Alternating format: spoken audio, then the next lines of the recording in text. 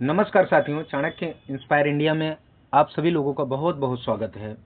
साथियों, संहिता साहित्य हो गया, ब्राह्मण साहित्य, आरण्यक साहित्य, आज उपनिषद साहित्य की हम लोग जो है चर्चा करेंगे। ठीक है, आइए उपनिषद देखते हैं। और इस उपनिषद साहित्य के इसको भाग 1 का नाम मैंने दिया है। इसमें ऋग्वेद और कोशिश करेंगे यजुर्वेद के भी उपनिषद को हम लोग कवर करें, तो देखते हैं कितना हो सकता है, फिर उसी हिसाब से देखा जाएगा। ठीक है, खैर, तो देखिए उपनिषद शब्द जो है उपसर्ग नी, उप और नी, इन दो उपसर्गों के साथ सद धातु से क्विप प्रत्यय करने से बना है। ठीक है ना। उससे पहले परिचय मैं दे देता हूं कि वैदिक साहित्य का अंतिम भाग उपनिषद है। उपनिषद जो है मुख्यतया द्योतक है किसका? ब्रह्म विद्या का। ठीक है ना। और उपनिषद किसके लिए होता है? उपनिषद किसके लिए होता है? तो सन्यासियों के लिए, सन्यासियों के लिए उपनिषद होता है। वानप्रस्थी के लिए क्या होता था? आरण्यक होता था। ध्यान रखिएगा, ये सारे प्रश्न परीक्षा में पूछे जाते हैं। ज्ञान तथा उपासना का विस्तार पूर्वक व्याख्यान है कहां पे मिलता है आपको? उपनिषदों में। ठीक है ना। और उपनिषद को वेदांत भी कहा जाता है। क्यों? कि वेद का अंतिम भाग होने के कारण उपनिषद को कहा जाता है वेदांत। ठीक है, अब आइए, उपनिषद शब्द जो है उप और नि उपसर्ग पूर्वक सद धातु से क्विप प्रत्यय करने से बनता है, और मिलकर मतलब उप जमा नी जमा सद जमा क्विप बन गया उपनिषद। उपनिषद का अर्थ क्या है? उप का अर्थ होता है समीप, नजदीक। नी का अर्थ है निश्चय या निष्ठा पूर्वक। सद का अर्थ है बैठना। तो अर्थ क्या निकला? तत्व ज्ञान के लिए गुरु के पास विनम्रता पूर्वक बैठना। ठीक है ना। कई बार आपसे उपनिषद शब्द का अर्थ पूछा जाएगा तो आप यही बता देना कि तत्व ज्ञान के लिए गुरु के पास सविनय बैठना। ठीक है। शंकराचार्य के अनुसार सद धातु के 3 अर्थ हैं। शंकराचार्य जी ने सद धातु के 3 अर्थ किए हैं। पहला है विशरण अर्थात नाश करना होना, दूसरा है गति अर्थात पाना या जानना, तीसरा है अवसादन शिथिल होना। ठीक है। अब उपनिषदों की संख्या की बात होती है, तो यहां देखिए, अब इसको थोड़ा सा बड़ा कर लेते हैं।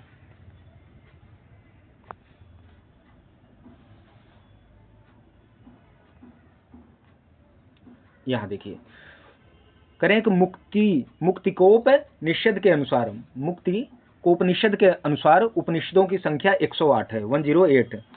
ठीक है। अब कैसे कैसे इसका विभाजन किया गया? ऋग्वेद के 10 माने गए हैं, शुक्ल यजुर्वेद के 19, कृष्ण यजुर्वेद के 32 और सामवेद के 16 और अथर्ववेद के 31 उपनिषद माने गए हैं। तो इस प्रकार से कुल 108। परंतु शंकराचार्य जी ने 10 उपनिषदों पर भाष्य लिखा है। इस प्रकार 10 उपनिषद माने जाते हैं शंकराचार्य के अनुसार। तो उपनिषदों की संख्या शंकराचार्य ने मानी है 10। ठीक है ना, क्योंकि इन्हीं 10 पर उन्होंने अपना भाष्य लिखा है।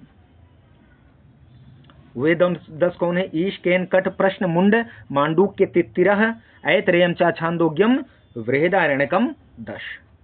अर्थात ईशावास्योपनिषद, केनोपनिषद, कठोपनिषद, प्रश्नोपनिषद, मुंडकोपनिषद, मांडुक्योपनिषद, तैत्तिरीयोपनिषद, ऐतरेयोपनिषद, छांदोग्योपनिषद, बृहदारण्यकोपनिषद। ठीक है ना। ये उपनिषद जो 10 हैं बहुत प्राचीन और प्रामाणिक माने जाते हैं। इसके अतिरिक्त कौशितकी उपनिषद, श्वेताश्वतर तथा मैत्रायणी भी प्राचीन माने जाते हैं। ये उपनिषद भी प्राचीन माने जाते हैं। ठीक है, 10 उपनिषद ये देख लीजिए।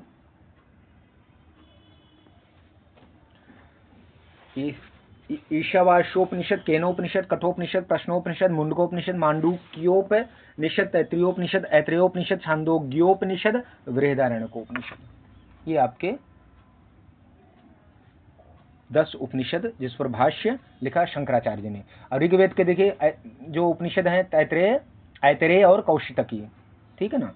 इसका शांति पाठ है वांग में मनस। फिर है शुक्ल यजुर्वेद, तो उसके उपनिषद हैं ईश और बृहदारण्यक। ठीक है ना। इसका शांति पाठ है ओम पूर्णम मदः पूर्णमिदम् इत्यादि। कृष्ण यजुर्वेद का उपनिषद जो है तैत्तिरीय, कठ आदि हैं। तो इसका शांति पाठ है सहना ववतु, सहना ववतु ये है। सामवेद का केन छांदोग्य हो गया और आत्यायंतु इसका है शांति पाठ। अथर्ववेद का प्रश्न मुंडक मांडुक्य ये इसके उपनिषद हैं। तो भद्रम करणे भी इसका शांति पाठ है। ठीक है, इस प्रकार से केनोपनिषद के दो आपने देखे उपनिषद, ऐत्रेय उपनिषद, कौशितकी उपनिषद, शुक्ल यजुर्वेद के दो उपनिषद, ईशावास्योपनिषद, बृहदारण्यकोपनिषद। ये पूछता है कि अमुक उपनिषद जो है किस वेद से है या वेद से संबद्ध है। कृष्ण यजुर्वेद के उपनिषद देखिए 4 हैं यहाँ पर, तैत्तिरीयोपनिषद, कठोपनिषद, श्वेताश्वतरोपनिषद, मैत्रायणी उपनिषद। सामवेद के 2 उपनिषद हैं, कृष्ण यजुर्वेद के सबसे ज्यादा 4 उपनिषद हैं। सामवेद के 2 उपनिषद हैं, केनोपनिषद और दूसरा छांदोग्योपनिषद। अथर्ववेद के उपनिषद देखिए 3 हैं, मुंडकोपनिषद, मांडुक्योपनिषद, प्रश्नोपनिषद। ठीक है ना, ये है। ओके, बाल गंगाधर तिलक ने ज्योतिष गणना के आधार पर उपनिषद का रचना काल 1600 ईसा पूर्व माना है। अब आइए ऋग्वेदीय उपनिषदों के बारे में हम लोग चर्चा करते हैं। ठीक है, ये देखिए ऋग्वेदीय उपनिषद, ऐत्रेय उपनिषद अपना पहला है, तो उसके बारे में आइए हम लोग देखते हैं। ऐत्रेय उपनिषद के बारे में अब अध्ययन करेंगे। तो ऐत्रेय अरण्यक में द्वितीय अरण्यक के 4 से 6 अध्यायों का नाम ऐतरेयोपनिषद है, ध्यान रखिएगा। ठीक है ना, किस अरण्यक का कौन सा अरण्यक और किस अध्याय का है, ये सारा ध्यान रखिएगा। ठीक है ना, यह अगर सामान्य इन शॉर्ट में कहें तो ऐत्रेय उपनिषद जो है ऐत्रेय अरण्यक का एक अंश है। ठीक है, तो ऐत्रेय उपनिषद में कुल अध्याय है 3। प्रथम अध्याय में खंड है 3, द्वितीय अध्याय में खंड है 1। प्रथम अध्याय में परमात्मा के ईक्षण से सृष्टि का उल्लेख प्राप्त होता है। द्वितीय अध्याय में पूर्व जन्म के सिद्धांत का वर्णन है। तृतीय अध्याय में प्रज्ञानम ब्रह्म का वर्णन है। ठीक है, आइए इधर चलते हैं। और तृतीय अध्याय में एक ही खंड है। विश्व की उत्पत्ति का विवेचन ऐत्रेय उपनिषद में है। पुरुष के तीनों जन्मों का निर्देश किया गया है ऐत्रेय उपनिषद में। जन्म, जीवन, मरण का वर्णन है द्वितीय अध्याय में। आत्मा के स्वरूप का वर्णन है तृतीय अध्याय में। प्रज्ञानम ब्रह्म महावाक्य ऐत्रेय उपनिषद का है, ध्यान रखिएगा, बहुत बार पूछा जाता है और वेदांत सार में आपको मिलेगा। सा भावयित्री भावितव्या, यह पंक्ति संबद्ध है ऐत्रेय उपनिषद से। परोक्ष प्रिय होते हैं देवगण, इंद्र शब्द की व्युत्पत्ति दी गई है ऐत्रेय उपनिषद में। पुरुष जन्म का वर्णन है ऐत्रेय उपनिषद के द्वितीय अध्याय में। ठीक है, अब आइए कौशितकी उपनिषद देखते हैं, दूसरा उपनिषद। कौशितकी अरण्यक के 3 से मतलब तीसरे से लेके 6ठे अध्याय तक का जो भाग है वह कौशितकी उपनिषद ही है। ठीक है, मतलब कौशितकी उपनिषद कौशितकी ब्राह्मण से संबद्ध है। ठीक है ना, कौशितकी ब्राह्मण से कौशितकी अरण्यक है। कौशितकी अरण्यक से तृतीय से लेकर 6ठे अध्याय को कौशितकी उपनिषद कहते हैं, मैंने आपको बता दिया। इसे ही कौशितकी ब्राह्मणोपनिषद भी कहते हैं। ठीक है, कौशितकी उपनिषद में कुल अध्याय हैं 4। अध्याय विभक्त है खंडों में। तो प्रथम अध्याय में कितने खंड है? 7। द्वितीय अध्याय में कितने खंड है? 15। तृतीय अध्याय में कितने खंड है? 9। और चतुर्थ और अंतिम अध्याय में खंड है, खंडों की संख्या है 20। संपूर्ण उपनिषद गद्यात्मक है। ठीक है, प्रथम अध्याय में वर्णन है देवयान और पितृयान का। द्वितीय अध्याय में वर्णन है आत्मा के प्रतीक का। प्रतर्दन से ब्रह्म विद्या इंद्र सीखते हैं। तृतीय अध्याय में अजात शत्रु एवं बालाकी के आख्यान के प्रसंग में पर ब्रह्म का विवेचन है चतुर्थ अध्याय में। तो ये जो अजात शत्रु और बालाकी का है ना, ये पूछा जाता है, इसको आप ध्यान रखिएगा। ठीक है, द्वितीय अध्याय में ही प्राण को ब्रह्म माना गया है। प्राण और ब्रह्म के महत्व का तृतीय अध्याय में वर्णन है। ठीक है ना, और काशीराज अजात शत्रु और बालाकी का दार्शनिक संवाद जो है कौशितकी उपनिषद के चतुर्थ अध्याय में, ध्यान रखिएगा। अब आइए कृष्ण यजुर्वेदी हम लोग यजुर्वेदी उपनिषद देखते हैं। कृष्ण नहीं, पहले तो शुक्ल आएगा ना। देखिए यजुर्वेदी उपनिषद यहाँ आपको दिखेगा। तो शुक्ल यजुर्वेद सबसे पहले, मतलब यजुर्वेद में शुक्ल यजुर्वेद के दो उपनिषद हैं, सॉरी ब्राह्मण नहीं, उपनिषद हैं। एक तो ईशावास्य उपनिषद और दूसरा बृहदारण्यकोपनिषद। सबसे प्राचीन उपनिषद है ईशावास्य उपनिषद। ईशावास्य उपनिषद सबसे प्राचीन उपनिषद माना जाता है, ठीक है ना। कृष्ण यजुर्वेद के, ध्यान रखिएगा बहुत इंपॉर्टेंट है, जितनी भी पंक्तियां हैं इसमें सब बहुत ही अधिक महत्वपूर्ण है। यहीं से प्रश्न बनता है, यहीं से प्रश्न पूछा जाता है।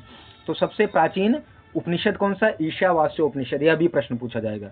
शुक्ल यजुर्वेद के माध्यान्दिन शाखा का 40वां अध्याय है। शुक्ल यजुर्वेद के माध्यान्दिन शाखा का 40वां अध्याय है ईशावास्योपनिषद, ठीक है ना। और यह जो उपनिषद है, इसमें ईशावास्योपनिषद में कुल मंत्र हैं 18, ठीक है। और यह ईशावास्योपनिषद शुक्ल यजुर्वेद की काण्व शाखा से संबंधित है, ध्यान रखिएगा। यदि शाखा पूछा जाए कि ईशावास्योपनिषद किस शाखा, यजुर्वेद शुक्ल यजुर्वेद की किस शाखा से संबंधित है, तो काण्व शाखा से, ठीक है। बात समझ में आ रही है ना? आइए आगे बढ़ते हैं। ईशावास्योपनिषद के ऋषि हैं दध्यंग अथर्वण। कौन है? दध्यंग अथर्वण, ठीक है। विद्या और अविद्या के तात्विक विवेचन की प्रमुख अवधारणा या प्रमुखावधारणा है ईशावास्योपनिषद की। त्याग पूर्वक भोग कर्म की निष्कामता, देखिए भगवद गीता में भी निष्काम कर्म की बात की गई है और ईशावास्योपनिषद में तो वही बता रहे हैं कि त्याग पूर्वक भोग, कहते नहीं तेन त्यक्तेन भुंजीता माँ गृधा कस्य स्वित धनम। तो त्याग पूर्वक भोग कर्म की निष्कामता, आत्मा का स्वरूप इत्यादि का वर्णन है ईशावास्योपनिषद में। संभूति और असंभूति का वर्णन है ईशावास्योपनिषद में। संभूति पद का अर्थ माना जाता है कार्य ब्रह्म, मतलब हिरण्यगर्भ। शंकराचार्य असंभूति का अर्थ मानते हैं प्रकृति। ईशावास्योपनिषद का चरमोद्देश्य है आत्म तत्व का प्रतिपादन, ध्यान रखिएगा, ठीक है।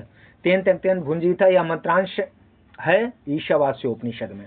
तो जो मंत्र आते हैं उस मंत्र के अंश भी पूछे जाते हैं, मतलब सूक्ति के रूप में, तो उनको भी आप लोग ध्यान रखिएगा, ठीक है ना। जगत में जो कुछ स्थावर जंगम है वह आच्छादनीय है ईश्वर द्वारा। लोक में कर्म करते हुए कितने वर्ष तक जीने की इच्छा करनी चाहिए? ईशावास्योपनिषद के अनुसार तो 100 वर्षों तक, ठीक है ना। कास्ते प्रेत्याभि गच्छन्ति एकेचात्म हनो जना, यह मंत्रांश है ईशावास्योपनिषद में, यह तीसरा मंत्र है। देवताओं का संपत्ति स्वरूप लोक है असुरिया। अनीज देकम मनुष्यो जवियो, यह मंत्रांश है ईशावास्योपनिषद में। इंद्रियां प्राप्त नहीं कर पाती हैं आत्म तत्व को, जो चलने वाला ना हो उसे अनेजत कहते हैं। ये बहुत इंपॉर्टेंट मंत्रांश है, देखिए। तदंतरस्य सर्वस्य तदु सर्वास्यस्य बाह्यता, यह मंत्रांश है ईशावास्योपनिषद में। जो साधक संपूर्ण भूतों को आत्मा में और समस्त भूतों में भी आत्मा को देखता है, ऐसी स्थिति अभेद दर्शी की है, ठीक है। आइए आगे देखते हैं।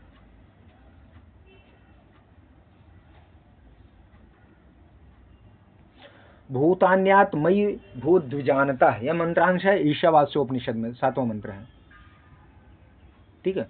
सर्वगत शुद्ध अशरीरी अक्षत सर्वद्रष्टा सर्वज्ञ स्वयंभू आदि किसे आदि कहा गया है? आत्मा को। आत्मा के लिए सारे विशेषण प्रयुक्त किए गए, मतलब ये सभी आत्मा को ही कहा गया है। सा परिगाच्छ क्रमकायम व्रणमस्ना वीरम शुद्धम पाप विद्धम। सा परेगात शक्रम अकायम अव्रणम स्नाविरम शुद्धम अपाप विद्धम, यह मंत्रांश है ईशावास्योपनिषद में और ये आत्मा के लिए। कबीर मनीषी परिभू, यह कहा गया आत्मा को। स्वयं भूरिया था तथ्यथोर्थान, यह मंत्रांश है ईशावास्योपनिषद। ज्ञान और कर्म मार्ग का वर्णन है ईशावास्योपनिषद में। ततो भूय इव ते तमो यावु विद्यायाम रता। यह मंत्रांश है ईशावास्य उपनिषद, 9वां मंत्र है। ठीक है। अविद्या के उपासकों से भी अधिक अंधकार में पड़ते हैं मात्र विद्या में रत लोग। ध्यान रखिएगा, जो विद्या में ही सिर्फ लगे हुए हैं वे अधिक अंधकार में पड़ते हैं। मात्र विद्या की उपासना करने वाले मात्र अविद्या की उपासना करने वाले प्रवेश करते हैं घोर अंधकार में, मतलब उससे भी अधिक अंधकार में। अविद्या का अर्थ कर्म है। अधिक अंधकार में प्रवेश करते हैं मात्र अविद्या के उपासक। अन्य देवाहुर विद्यान्य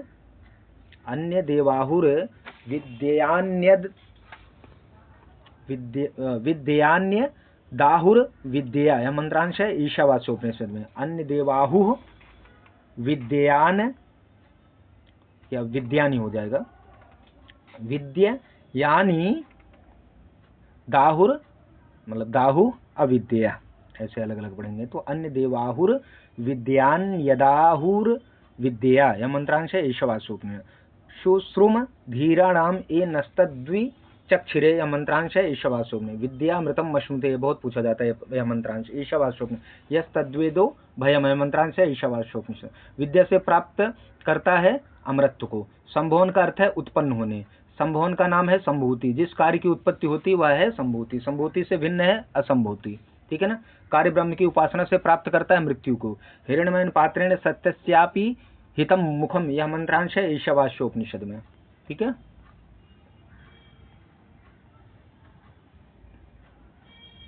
आदित्य मंडलस्थ ब्रह्म का मुख ढका हुआ है ज्योतिर्मय पात्र से। तत्वम पोषण पावृडु सत्य धर्माय दृष्टय। यह मंत्रांश है ईशावास्य उपनिषद, 15वां मंत्र है। एकर्ष कहा गया सूर्य को। जगत का पोषण करने के कारण सूर्य है पूषा। वायुर नीलमृत मथेदम भस्मांतम शरीरम। वायु अनिलम अमृतम अथेदम भस्मांतम शरीरम। यह मंत्रांश है ईशावास्य उपनिषद का। ओम क्रतो स्मर। यह मंत्रांश है ईशावास्य उपनिषद, 17वां है। अग्ने नय सुपथा। यह मंत्रांश है ईशावास्योपनिषद में। विश्वानि देव वायुवानि विद्वान। यह मंत्र है, यह मंत्रांश है ईशावास्योपनिषद में। युयोध्यस्म जुहु राणमेनो भूयिष्ठाम। यह मंत्रांश है ईशावास्योपनिषद। ते नम उक्तिम विधेम। यह मंत्रांश है ईशावास्योपनिषद। बहुत सारे मंत्रांश पूछे जाते हैं तो उनको आप अच्छे से तैयार कर लेना। ठीक है ना। यहाँ से प्रश्न बहुत पूछा जाता है। आइए वृहदारण्यक उपनिषद देखते हैं। शतपथ ब्राह्मण के अंतिम 6 अध्यायों को कहा जाता है वृहदारण्यक उपनिषद। ठीक है ना। यह शुक्ल यजुर्वेद से संबद्ध उपनिषद है। इस उपनिषद में कुल अध्याय हैं 6। सबसे बड़ा, सबसे विशालकाय कहिए, या सबसे बड़ा जो गद्यात्मक उपनिषद है वह वृहदारण्यक उपनिषद है। ठीक है ना। सबसे विशालकाय गद्यात्मक उपनिषद वृहदारण्यक उपनिषद है। ठीक है।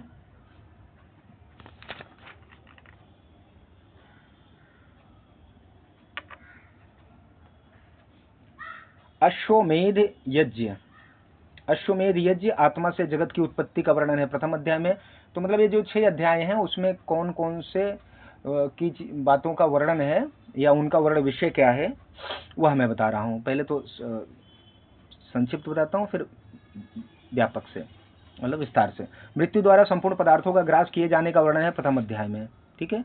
गार्ग्य मतलब बालाकी, काशीराज और अजात शत्रु का संवाद है द्वितीय अध्याय में। याज्ञवल्क्य ने आत्मविद्या का उपदेश दिया था मैत्रेयी को। यही बृहदारण्यक उपनिषद में ही याज्ञवल्क्य ने अपनी पत्नी मैत्रेयी को ब्रह्म विद्या का उपदेश, मतलब आत्मविद्या का उपदेश दिया था। याज्ञवल्क्य की पत्नी का नाम है मैत्रेयी। गार्गी एवं याज्ञवल्क्य का प्रश्नोत्तर है बृहदारण्यक उपनिषद में।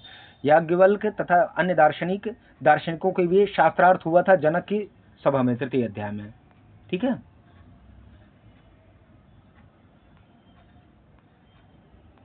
आइए यहाँ देखिए, याज्ञवल्क्य ने जनक को ब्रह्म विषयक उपदेश दिया था चतुर्थ अध्याय में। याज्ञवल्क्य ने जनक को ब्रह्म विद्या का उपदेश भी दिया था। ब्रह्मा, प्रजापति, गायत्री, परलोक आदि के विषय में विचार किया गया है पंचम अध्याय में। श्वेत, केतु, आरुणी तथा प्रवाहन जैवली के मध्य संवाद हुआ था षष्ठ अध्याय में। श्वेत केतु व आरुणी तथा प्रवाहण जैवल के मध्य संवाद हुआ था बृहदारण्यकोपनिषद के छठे अध्याय में। इस उपनिषद के प्रमुख ऋषि हैं याज्ञवल्क्य। बृहदारण्यकोपनिषद के जो ऋषि हैं वे याज्ञवल्क्य हैं। आत्मावारी द्रष्टव्य मंत्रांश है बृहदारण्यकोपनिषद का। अहम ब्रह्मास्मि, ये बहुत पूछा जाते हैं सारे जो मैं पढ़ रहा हूँ। यह मंत्रांश है बृहदारण्यकोपनिषद। अस्तोमा सद्गमय, तमसोमा ज्योतिर्गमय, मृत्योर्मा मामृतम गमय, खूब सुने होंगे। यह है बृहदारण्यकोपनिषद से। पूर्णमदः पूर्णमिदम, यह मंत्रांश है बृहदारण्यकोपनिषद। आमनस्तु कामाय सर्वम प्रियम, यह मंत्रांश है बृहदारण्यकोपनिषद का। ठीक है ना। अब बृहदारण्यकोपनिषद, आइए जो 6 अध्याय हैं उनका देखते हैं। तो प्रत्येक अध्याय जो है इसके ब्राह्मणों में विभाजित हैं। ठीक है ना। प्रथम भाग इसका मधुकांड है, प्रत्येक अध्याय। द्वितीय भाग इसका याज्ञवल्क्य कांड है। तृतीय भाग खिलकांड है। प्रथम अध्याय में 6 ब्राह्मण हैं, द्वितीय अध्याय में 6 ब्राह्मण हैं, तृतीय अध्याय में 9 ब्राह्मण हैं, चतुर्थ अध्याय में 6 ब्राह्मण हैं और पंचम अध्याय में 15 ब्राह्मण, षष्ठ अध्याय में 5 ब्राह्मण। इस प्रकार से बृहदारण्यकोपनिषद में कुल 47 ब्राह्मण भी हैं। अब आइए इसका वर्ण विषय देखते हैं अध्याय वाइज। प्रथम अध्याय में यज्ञीय अश्व के रूप में परम पुरुष का वर्णन, मृत्यु का विकराल रूप, जगत की उत्पत्ति, प्राण की श्रेष्ठता का वर्णन है। द्वितीय अध्याय में बृहदारण्यकोपनिषद के अभिमानी गार्ग और काशीराज अजातशत्रु का संवाद, कात्यायनी और मैत्रेयी में संपत्ति का विभाजन, याज्ञवल्क्य द्वारा मैत्रेयी को ब्रह्म विद्या का उपदेश देना। तीसरे अध्याय में देखिए जनक की सभा में याज्ञवल्क्य का अपने प्रतिपक्षियों को हराना, गार्गी और याज्ञवल्क्य के प्रश्नोत्तर। चतुर्थ अध्याय में देखिए याज्ञवल्क्य का जनक को ब्रह्म विद्या का उपदेश आदि। पांचवें प्रजापति का देव, मनुष्य और असुरों को दा का उपदेश, गायत्री के विभिन्न रूप, ब्रह्म के विभिन्न रूपों का वर्णन, प्राण ही वेद रूप है, ये सब है। छठे अध्याय में प्राण की श्रेष्ठता, ऋषि प्रवाहण जैवल्य द्वारा श्वेत केतु का दार्शनिक संवाद। ठीक है, ये सारी बातें यहाँ पर बृहदारण्यकोपनिषद में जो आपको प्रमुख संवाद देखने को मिलेगा वह मैत्रेयी याज्ञवल्क्य संवाद है, गार्ग अजातशत्रु का संवाद है, याज्ञवल्क्य गार्गी का संवाद है, कात्यायनी मैत्रेयी दो संवाद है, याज्ञवल्क्य और जनक का संवाद है। तो याज्ञवल्क्य की 2 पत्नियां थी, मैत्रेयी, कात्यायनी। मैत्रेयी को ब्रह्मवादिनी भी कहा जाता है। प्रजापति के 2 पुत्र थे, देव, असुर। जीव की 6 अवस्थाएं होती हैं, जागृत, स्वप्न, सुषुप्ति, जन्म, मरण, मोक्ष। ठीक है, ये जो है बृहदारण्यकोपनिषद रहा। तो आज सिर्फ जो है, क्योंकि बहुत बड़ा अपना वीडियो हो जाएगा, तो आज उपनिषद का परिचय और ऋग्वेदी उपनिषद और यजुर्वेद में शुक्ल यजुर्वेदी 2 उपनिषदों को हम लोग आज यहाँ पर पढ़े हैं। तो मिलते हैं अगले विषय में, ठीक है ना, अगले भाग में, विषय नहीं, अगले भाग में फिर हम लोग कृष्ण यजुर्वेद के उपनिषद का अध्ययन करेंगे। और अगर वह वीडियो बड़ा ना हुआ तो उसी में सामवेद अथर्ववेद भी कर लेंगे, अगर बड़ा होगा तो अलग अलग कर लेंगे। ठीक है ना, आपकी सुविधा के अनुसार। तो मिलते हैं, बस चैनल को लाइक शेयर सब्सक्राइब करते रहिए, और जो भी परीक्षाएं होने वाली हैं सबकी हम लोग तैयारी जम के करेंगे। तो मिलते हैं मित्रों नए विषय के साथ। आप चैनल को लाइक शेयर सब्सक्राइब करके अपना प्यार भरा जो है मैसेज कमेंट बॉक्स में जरूर भेजिए। धन्यवाद।